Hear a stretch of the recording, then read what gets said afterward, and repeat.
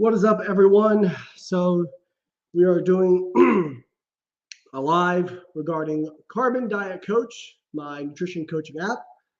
So I'm going to be taking some of your questions. I am also going to be answering some common questions. So we can talk about the app, we can talk about nutrition. So I did want to go ahead and start off with this question that we got, which was, I've been doing a reverse diet on carbon for a few weeks now. How do I know when to switch to maintenance? So really that just depends on a few different factors. So whether or not you switch to maintenance is really up to, one, are you happy with your current maintenance calories?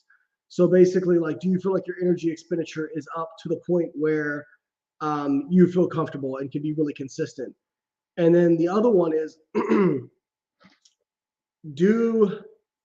have you been doing it long enough to where your maintenance calories are now at a, thank you, Madison, I appreciate that, where your maintenance calories are now at a level that is in line with what should be predicted. Meaning a lot of times when we recommend people to reverse diet, that is because their daily energy expenditure is far below what you would expect based on their level of lean mass and their activity. So that's kind of how we decide like when you should stop a reverse diet and switch to maintenance. But really a lot of it is, just, are you happy with your maintenance calories?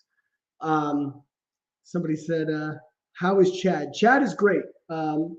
Chad is downstairs right now relaxing. I'm sure at some point he will come up here and start bothering me. Let's see here. I just joined Carbon yesterday. I have a general question. How much do you think I should or should not worry about eating clean, as in trying to choose things without natural flavors, sauces without added sugars, and eating organic? This is going to be probably a really unpopular opinion. There really is very little evidence that eating organic food actually provides added benefits compared to non-organic food. There is some evidence that some organic foods are higher in certain vitamins and minerals, but they're also tend to be lower in other vitamins and minerals. So most of the randomized control trials on organic food don't really show any difference. And most of the randomized control trials regarding like sugar, if you eat enough fiber and you control your calories, sugar doesn't seem to have any impact on health markers in randomized control trials. So the problem with sugar intake is sugar is not very satiating. And if you're eating a high sugar diet, typically you are eating low fiber by default. But there are some caveats to that. Obviously, sorry, I have like something caught in my throat. Obviously, you like things like fruit are high in sugar, but also high in fiber. So what does the data on fruit say? Well, the data on fruit says that it's actually really good for your health. Once again, because it's high in fiber. So once again, there's nothing wrong with eating organic food. It's not going to harm you. I'm not saying it's worse, but there's very little evidence to suggest it's better. And a lot of it just ends up being a gatekeeping for people who want to get healthy and feel like, well, I can't afford organic food, so there's no point. No. You can do just fine on non-organic food. Guys, in the comments, please do not feed the troll. That person comes on every single live I do within minutes. It's actually the biggest compliment I can get. So this is on Instagram. It's actually the biggest compliment I can get because I have no idea who this person is. And apparently they just have their notifications set that anytime I go on a live, they spring into action and come in here, which they're actually driving up my engagement. So thank you very much for that. Really appreciate that. Also, the fact that I live completely rent-free in your head is amazing. It's literally like the best compliment I can get because I have no idea who the fuck you are. And apparently you're obsessed with me. So thank you for that. Huge compliment. Really appreciate it. I would suggest that everybody in the comments just not even worry about it. All right, let's take a question here out of the question box real quick.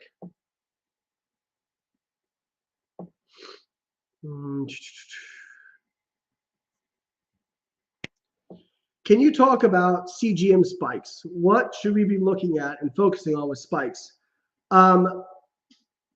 CGMs are helpful for people who have dysregulated glucose metabolism.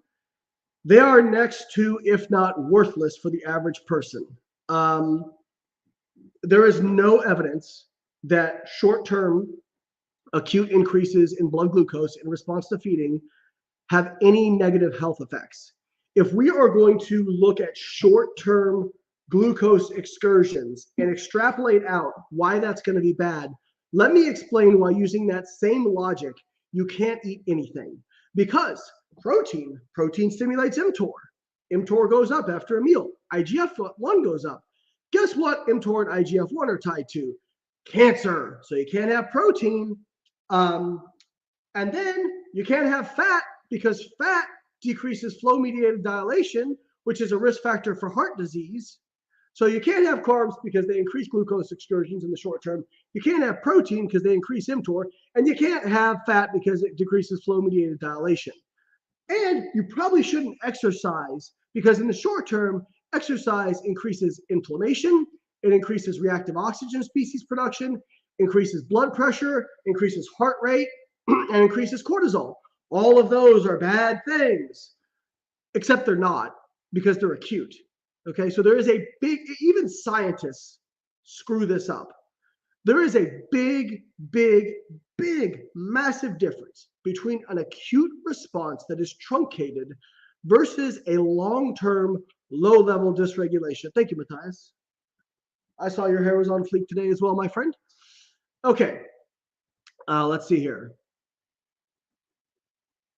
How do you explain the weight of a protein versus the protein content? For example, 3 ounces of chicken, which is 85 grams, has 25 grams of protein. That's probably in cooked chicken. Well, protein is not the only thing in chicken. There is also quite a bit of water weight, which is also why when you cook chicken, it decreases in weight. It's very funny because people are like, man, why does cooked chicken have more protein than raw chicken? How does it add protein? It doesn't add protein. When you cook it, the water leaves, or some of the water leaves, and so you're left with a more protein-dense source because it has less water. So there you go. All right, let's go look over on, okay. Let's see. Erwin, can you PFAS? I'm not sure I know that acronym. It looks familiar. I probably do know it, but can you elaborate further?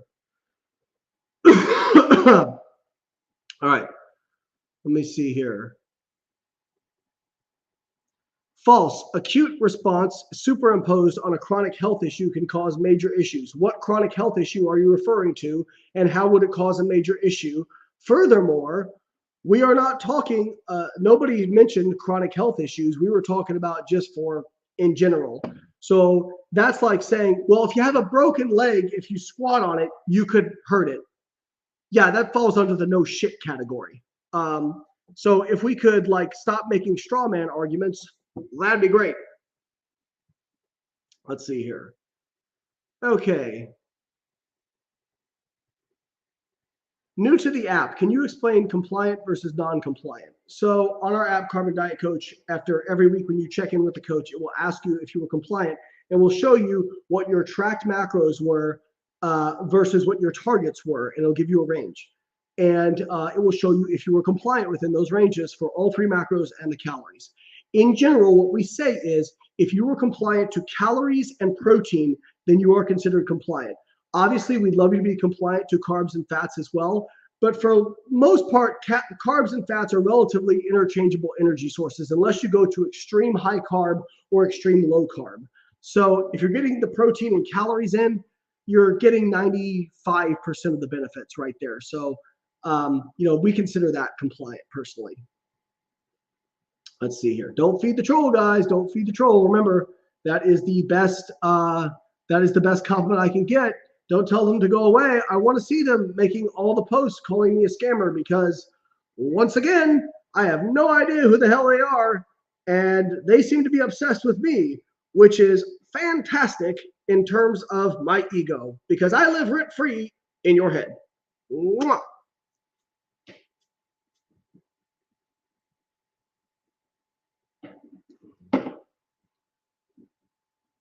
Okay, so these are man-made substances, do not occur naturally in the environment. So some of these things, you know, again, some of this data is very new, so I can't really speak to it, but for the most part, we have to, like, a great example of this is pesticides. Everybody makes a big deal out of glyphosate. Oh my God, glyphosate, oh my God, oh my God, oh my God. In fact, if you even like breathe and talk about it, everybody gets so bent out of shape. Okay, so people say you shouldn't eat oats because of glyphosate, you shouldn't eat grains because of glyphosate, you shouldn't eat vegetables because of glyphosate unless they're organic. What do the human studies say for people who eat oats and fruits and vegetables? By the way, in these studies, these people live longer and have better or reduced risk of cardiovascular disease, all-cause mortality, and cancer. And it's pretty powerful. Now, do you think that these studies are done with organic foods? No, they're not done with organic foods. They're done with plain old foods sprayed with, guess what? You named it, glyphosate. So if glyphosate was so horrible, how is it that, in fact, there was a study that just came out a couple months ago that showed that people who consume higher levels of pesticides actually live longer. Like they live longer. Why is that? Well, they're eating more fruits and vegetables. Guess what? Why is that? Because the amount of glyphosate or pesticides you would need to consume in order to have negative health effects are such a massive amount of fruits and vegetables that you would die from other stuff before you ever had died from glyphosate. Okay? This is going to be popular. People are going to freak out. They're going to say, I'm paid off by big food. I don't really care. I don't care about your feelings. I care about, did you guess it? Data. I mean, guys, like, I think one of the things you should keep in mind is, like, I don't want to die early. I am a high-level competitive athlete. I compete in the world level in powerlifting. Do you guys think that I like secretly do something else? Because I don't. I eat normal foods. I drink diet soda. I don't really worry about it. And all my health biomarkers are awesome. So it's so funny too, because people will accuse me of being paid off by you're paid, like the vegans are like, you're paid off by big dairy or big meat. Big meat. And then the carnivores, you're paid off by the ag industry, by the big food, blah, blah, blah, blah. Isn't it funny that I'm always paid off by whoever they don't like? Okay. The reality is I just don't give a shit about anybody's feelings, and I just tell you what the data says. I'm sorry if it hurts your feelings. Actually, I'm not really sorry if it hurts your feelings. If you get your feelings hurt by me presenting you with factual information, you probably should look inwards at your own insecurity around your diet, because most of these nutrition zealots actually try to get more people on board with them. They try to convert them because they're actually insecure about what they do, because they feel better if everyone else is doing it, because they don't have the cojones to actually believe in something themselves. They have to try to get everybody else to do it. I notice I don't try to get people to eat like me. I present data and that's it. And I don't really care if you eat like me. By all means, don't. I don't care. Just don't make crazy claims around it. All right, let's see here. Somebody asked about glucose goddess. She is not a reputable source of information. She is full of it. Okay, who else?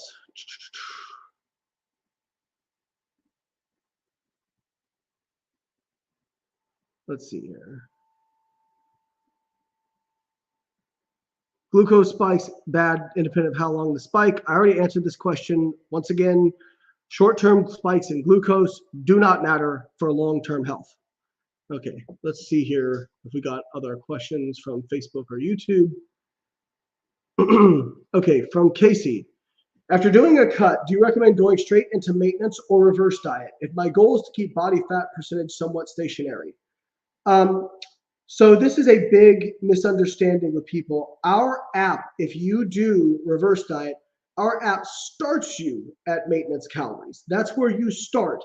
But a lot of people do not understand maintenance calories because they think of, oh, when I started the diet, I was maintaining on, say, 2,500 calories. But that's not what you're going to be maintaining your body weight on at the end of the diet. It's going to be less than that.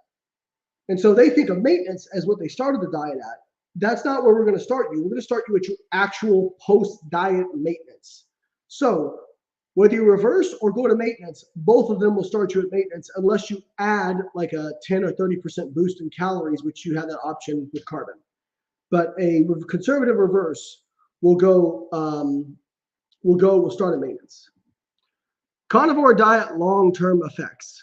Oh boy. Um, well, we don't have data on long-term effects because there's really no randomized control trials on the carnivore diet, and I doubt you'd ever be able to get it past an IRB. Maybe you could, maybe a cohort study you could. So, but we can look at the data on people who eat low amounts of fruits, vegetables, and fiber. And so many of these people go, you know, I went to the carnivore diet and it fixed all my inflammation and my autoimmune problem. Hold up. You ate vegetables and some fruits and got a tummy ache, and you think that that is inflammation. That is not inflammation. Now, it's localized inflammatory response to GI distress, but inflammation is CRP, IL-6, IL-1. These are things you measure in the blood. Vegetables and fruits reduce those, okay? Typically, what you find out is that people who eat less vegetables and fruits have lower life expectancy. So somebody just said, what about Sean Baker? He's been doing it 7 years. I don't think you guys understand how cardiovascular disease works. It's not like you stop eating fruits and vegetables and within a year you have a heart attack. That's not how this works. This is the difference between dying at age 80 and dying at age 76, okay? It takes time. It takes time for this stuff to happen. So I don't really care that somebody's been on a carnivore diet for 2 years and their calcium score is 0. Means absolutely fucking nothing, okay? The research data is very clear. If you eat low amounts of fruits and vegetables or devoid, all things being equal, you are at greater risk of cardiovascular disease, cancer, and dying earlier.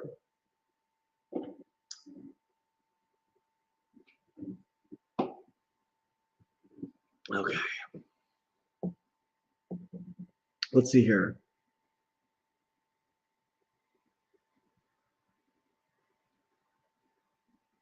Let's see here.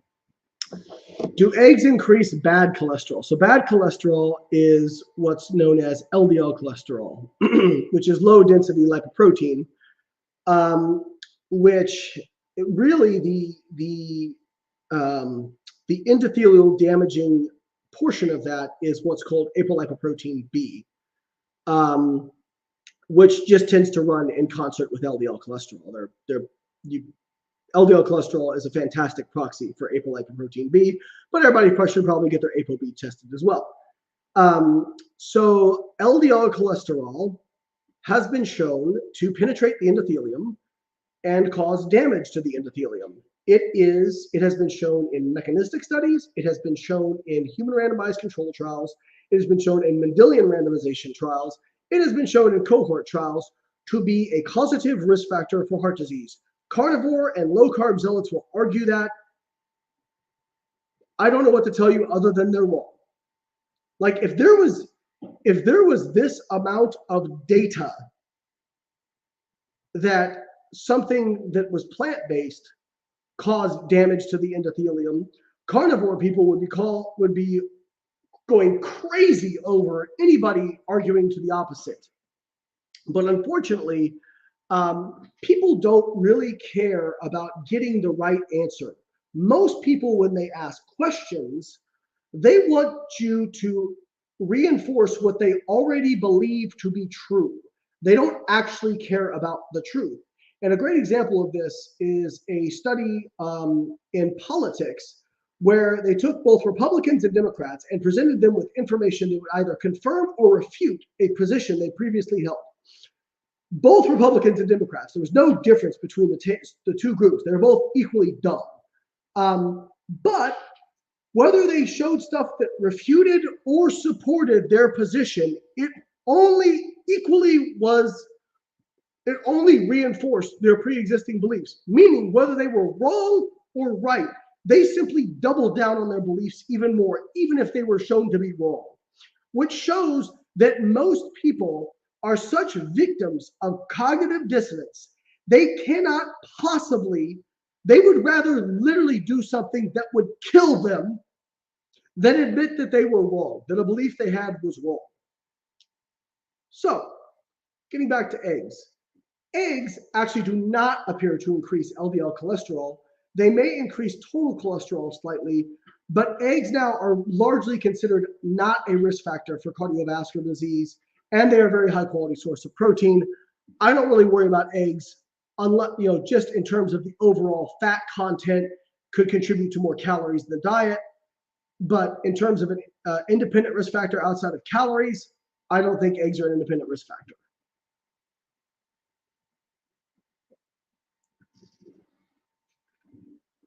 Okay.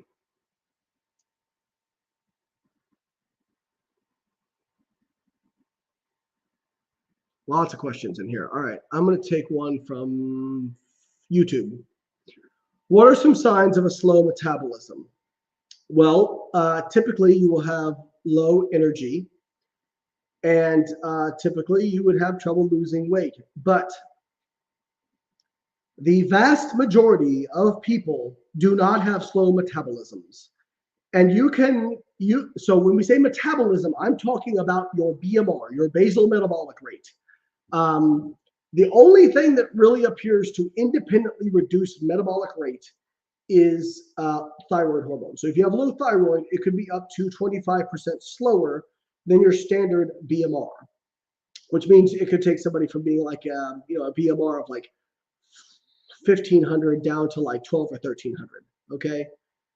There is, and I want to be very clear, there is no known physical problem that causes metabolism to become so slow that no one loses weight in a calorie deficit, period. End of story. If you are not losing weight, you are not in a calorie deficit, period. It may be it may be something you calculated to be a calorie deficit. Your smartwatch may be telling you should be in a calorie deficit, but what do you think is more likely? That calorie calculator or your smartwatch might be wrong, or that you're somehow defying the laws of physics? I know which one I would lean towards. Okay, let's see here. So getting back to slow metabolism, when they look at obese people, and they look at people with type 2 diabetes, on average, do they see them have slow metabolisms versus lean people? The answer is no. And in fact, if anything, they actually have faster metabolisms than lean people. So I would not worry about a slow metabolism. If you're not losing weight, if you're concerned you have a slow metabolism, go get a hormone panel done. If your thyroid hormone is low, then I would suggest seeing an endocrinologist to fix that.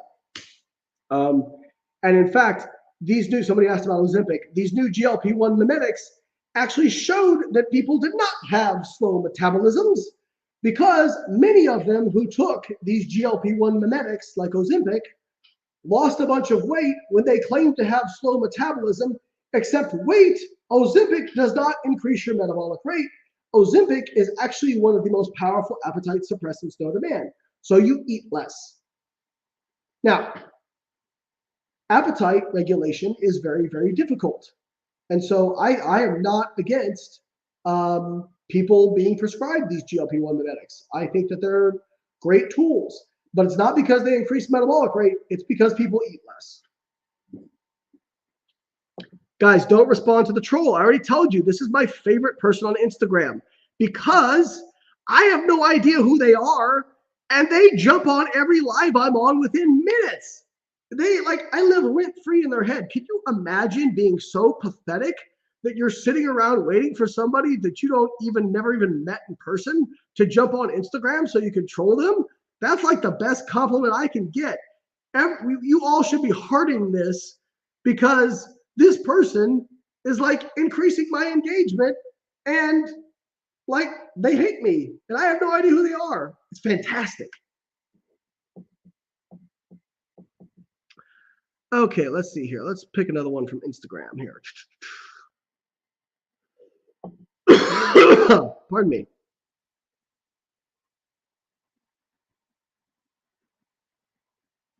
So I'm just looking for a good question. I keep hearing whey protein is bad for the liver and digestion. True? No. And whoever said that, you should unfollow them because they're an idiot. Whey protein pretty much across the board shows improvements in pretty much all blood markers of health. And it is one of the most bioavailable, high quality protein sources based on the amino acid profile. So whey protein, great option. Most people who are shitting on whey protein are usually like of the vegan kind of plant-based ilk because they just don't want people to use animal products, and they kind of justify just lying about research studies to get people to stop using whey protein.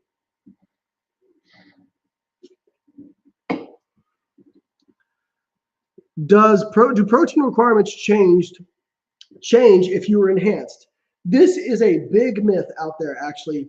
The idea that if you take steroids, your protein requirements magically just jump up so much. No, in fact, if you I can do math, so this is actually very easy. Even if you added like 50 pounds of lean mass in a year, okay, when you consider that 2/3 of lean mass is water, you back out the dry tissue that gets added, you get back to like 25 grams of extra amino acids deposited in muscle per day. So just eat the amount of protein that maximizes muscle protein synthesis, which is like 1.6 to 2.8 grams of protein per kilogram of lean mass. I tell most people over 1 gram per pound is perfectly fine. And then add 20 grams of protein on top of that, and you're more than covered. But this whole idea that you need more protein if you're on steroids was created by bodybuilders who were on steroids so that they could come up with some magic reason as to why they looked so muscular, and they could say, no, bro, I'm not on steroids. It's the 500 grams of protein I take in a day. False.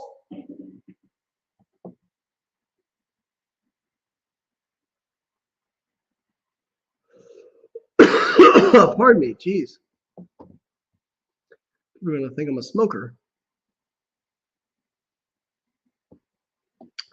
Can you explain how eating less than 1,000 calories a day can allow someone to maintain or even gain weight? It doesn't. They're not eating 1,000 calories per day. Okay, if you were a really small woman with very little lean mass and you were completely sedentary, maybe you could maintain your body weight 1,000 calories per day. But there is a classic study in nutrition where they had people, this is from 1992, and I believe the title is Discrepancy Between Self-Reported and Actual Food Intake. And they monitored people in a lab who claimed that they were eating 1,200 calories a day and couldn't lose weight. Guess what they actually consumed when they were monitored? Oh, by the way, the researchers told them, we will know if you're underreporting. They underreported their calorie intake by 53%. They overreported their activity by 47%. And many of them argued with the researchers about it. I'm sorry, you're not eating 1,000 calories a day and not losing weight. It is likely that you are, that you're just having some hidden calories somewhere that you don't realize, either through snacking, licks, bites, you're chewing a whole pack of gum in a day, you're not counting vegetables, you're not weighing out your food. Like if honestly, if most people have no concept of portion size, if you weigh out your food, go right now and weigh out a serving of cereal, weigh out a serving of peanut butter, weigh out a serving of ice cream, and then tell me that you think people are really eating 1,000 calories a day. Because I knew somebody that said that, and I watched them one time fill up a bowl of cereal, and I'm like, there's 4 servings in that. And you're probably thinking it's 1.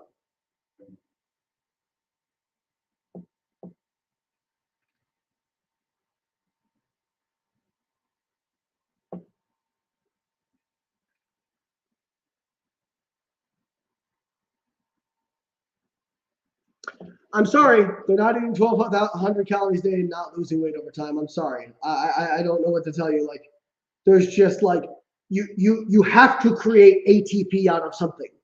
You have to. Like, it's not, like, this isn't negotiable. You have to create that energy from something. You cannot just get it from nothing. It doesn't come out of oblivion, okay? This isn't the Wizard of Oz. This isn't Lord of the Rings. We're not conjuring up stuff, okay? You can have your feelings or you can have data, okay? I'm not saying that people are lying. I think people are really bad at tracking their food intake, and I think that they don't really account for a lot of the snacks, licks, bites, tastes. A lot of people don't know that alcohol has calories, or they're binge eating one day of the week, and they're like, oh, I'm eating 1,200 calories, and they are 5-6 days of the week, and then they're eating 4,000 calories on one day, and they wonder why they can't lose weight. Gee, I wonder what it is. Is it your broken metabolism or the fact that you're binge eating on one day of the week?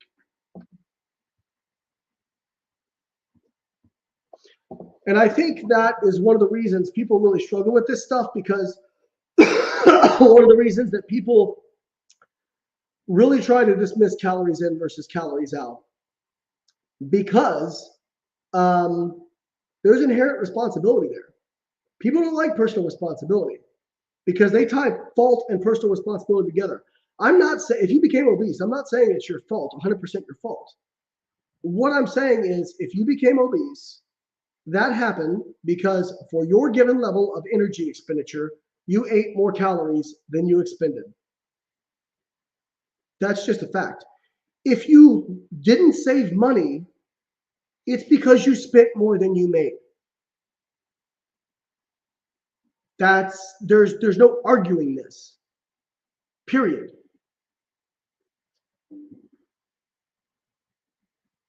Let's see here. I saw something. Somebody asked me to explain p-values in studies. I love this question because a lot of times, for those of you who actually look up studies, you'll see what's called a p-value.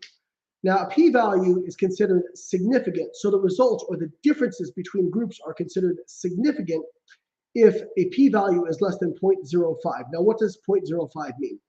So 0.05 refers to basically a percentage, and it means that the straight up statistical definition is there is less than a 5% chance that the difference observed between the groups, there is less than a 5% chance that the null hypothesis is true. The null hypothesis means that the treatment will not have an effect between the groups. Now, allow me to give you the layperson interpretation of that. Statisticians out there will cringe at this, but it works for our purposes. A p-value of less than 0.05 indicates that there's less than a 5% chance that the differences observed between the groups in the study are due to random chance. Okay? There's always a chance, but it's a low chance. Now, for whatever reason, statisticians long time ago picked 5% as kind of their what they honed in on. You'll get some people who argue that, if you have a p-value of 0.07, you should be able to talk about it. There's other people who are very staunch about 0.05. I tend to just look at the consensus of the data. Would you agree that intermittent fasting would be a good option if you wanted to increase autophagy without losing weight? I did an exact example of this as to why this is misguided. Because let's say you're doing an extreme version of fasting. Let's say you are fasting 3 days a week. okay? And you maintain your weight on approximately 2,000 calories a day. That is 14,000 calories a week total to maintain your body weight, which means if you're eating 0 on 3 days, you now must eat 3,500 calories on your 4 days of the week that you're eating in order to maintain your weight. Will autophagy increase on the days you are fasting? Undoubtedly. And guess what happens on the days where you're eating 3,500 calories per day? Autophagy is going to be far lower than somebody who just eats 2,000 calories every single day. And then people will say, well, what if you didn't compensate by eating 3,500 calories on those 4 days? Well, then you'd be in what's called a calorie deficit, and we're not comparing apples to apples anymore. Okay? Autophagy is not magic. It's not magic. And it's not always a good thing either.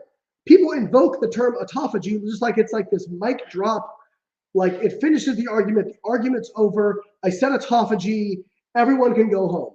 Autophagy is elevated in many wasting diseases. It's elevated in many forms of cancer. Many forms of cancer actually use autophagy in order to extract energy.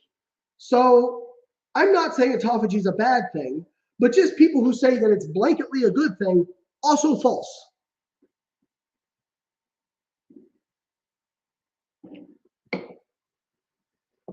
Let's see here.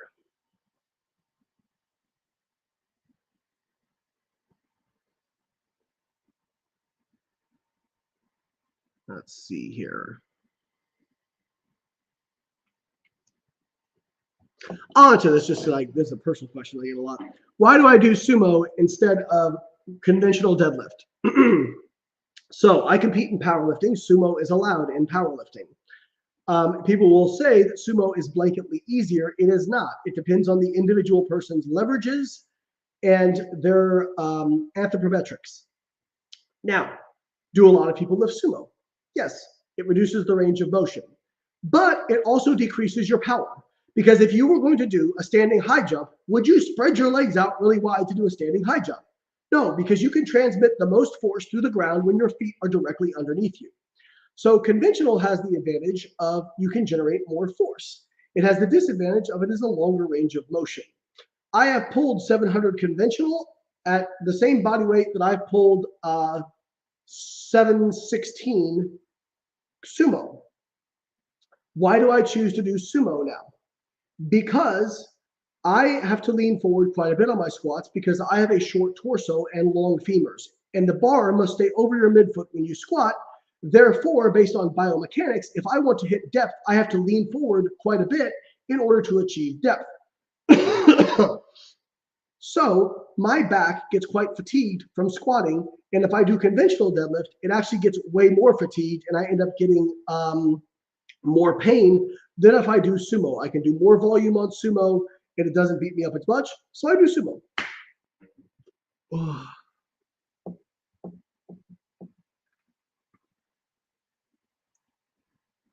Let's see.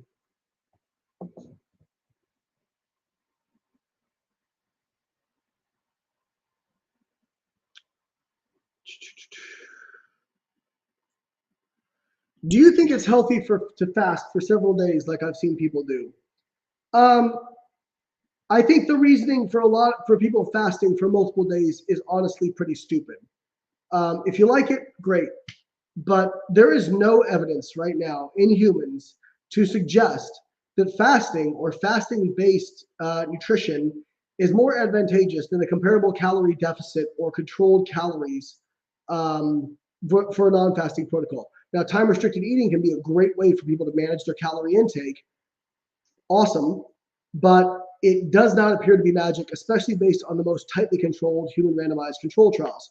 So again, talking about like, well, I'm doing it for 3 days to raise autophagy and gobble up all the bad cells and, you know, the zombie cells and all the things that people like Mindy Peltz and all these other scammers say.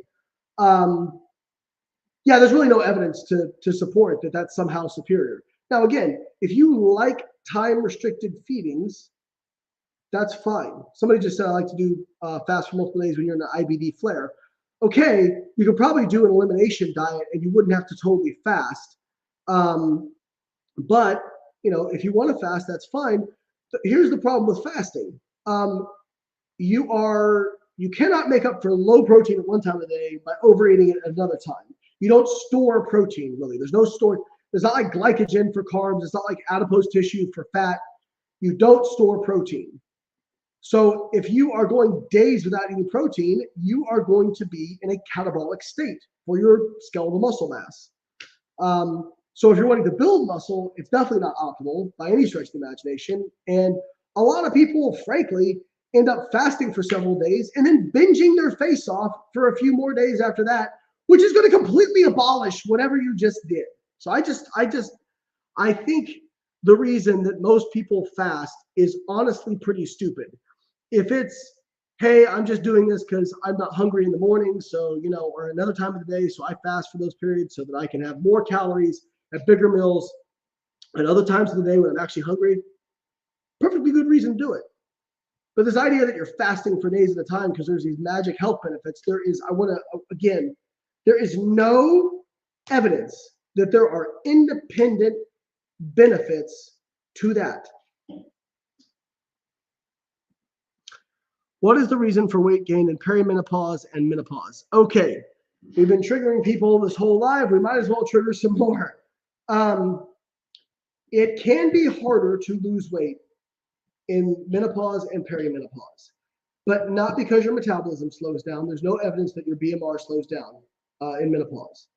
But when the hormonal fluctuations happen, what can happen is people get less sleep, they don't recover as well, they don't feel as good, and they spontaneously become less active. They say, well, I'm still doing my hour gym sessions. That's cool. I'm not talking about that. I'm talking about your subconscious movements, like me waving my hands and stuff as I'm talking.